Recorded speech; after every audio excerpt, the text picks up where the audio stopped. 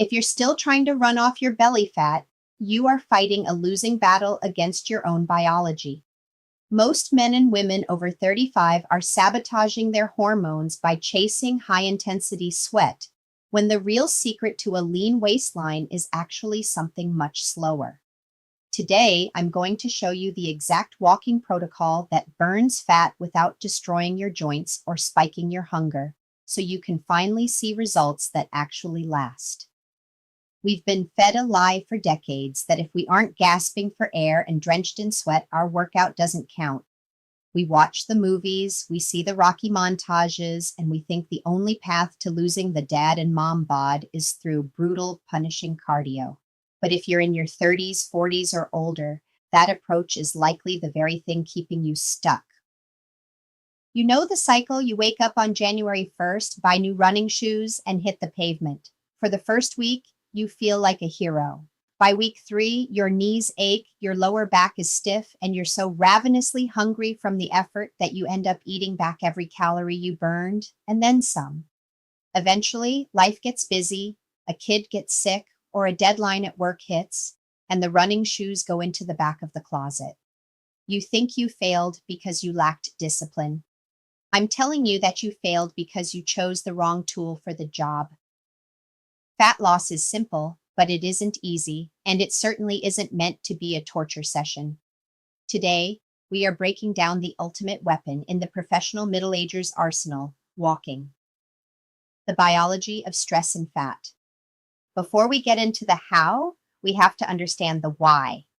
As we age, our bodies become more sensitive to stress.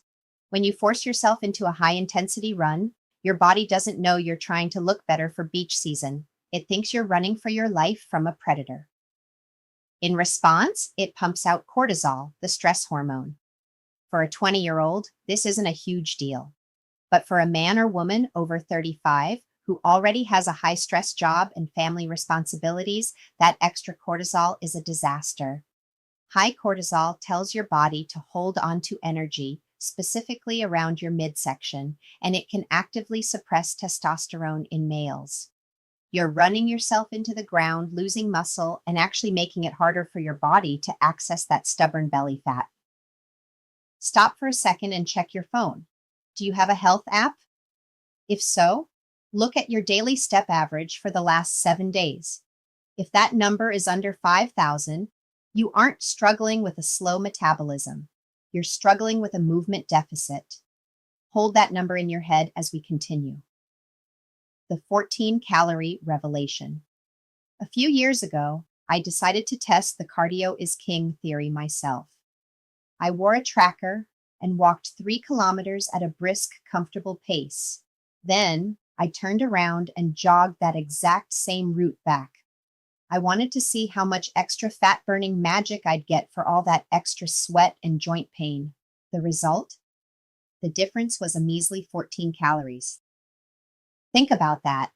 I put my joints through thousands of high-impact strikes, spiked my heart rate, and left myself exhausted for the sake of 14 extra calories. You could get those 14 calories back just by breathing a little harder while you eat. Running isn't more effective for fat loss. It's just more expensive for your body to pay for in terms of recovery. Walking gives you nearly the same metabolic bang for a fraction of the physical buck. The real secret of walking isn't just the calories, it's the nervous system. Walking activates the parasympathetic nervous system, or thought of another way, the rest and digest mode. Running, on the other hand, puts you in fight or flight mode. Walking lowers your internal alarms. It helps clear the mental fog of a long workday and actually prepares your body to recover. When you're in a calorie deficit, your body is already under a form of stress. By choosing walking as your primary movement, you're telling your body, we're safe. We're just moving. This keeps your hormones stable, your energy consistent, and your hunger manageable. Imagine a model of 1 pound of fat. It's about the size of a large grapefruit. It's bulky, yellow, and stubborn. Most people think they need a miracle to delete that. I'm telling you that walking 8,000 to 10,000 steps a day is like slowly melting that grapefruit away while you're on a conference call. Let's look at the long-term math of walking because this is where walking becomes unstoppable. If you commit to 10,000 steps a day, you are covering about 5 miles. Over the course of a year, that adds up to roughly 1,800 miles. That is the equivalent of walking 70 full marathons a year. Now, if I told you that you had to run 70 marathons this year to get shredded, you'd tell me to get lost. It sounds impossible, but walking them? You can do that while talking to your partner, listening to your favorite podcast, or taking your kids to the park. Over that year, those easy steps can account for 30, 40, or even 50 pounds of fat loss, provided your nutrition is also on point. It's a compound effect. Small wins, stacked daily, change your life. The T-Rex problem and environment design. The biggest hurdle for the modern man is what I call T-Rex syndrome. We spend 10 hours a day hunched over a desk, our arms bent, our posture collapsing, and our movement at a near zero. Then we wonder why we feel stiff and tired. We need to stop seeing exercise as something that only happens for 60 minutes in a gym. We need to integrate movement into the dead time of our lives. The integration strategy. Walking meetings. If you have a call that doesn't require a screen, put on your headset and move.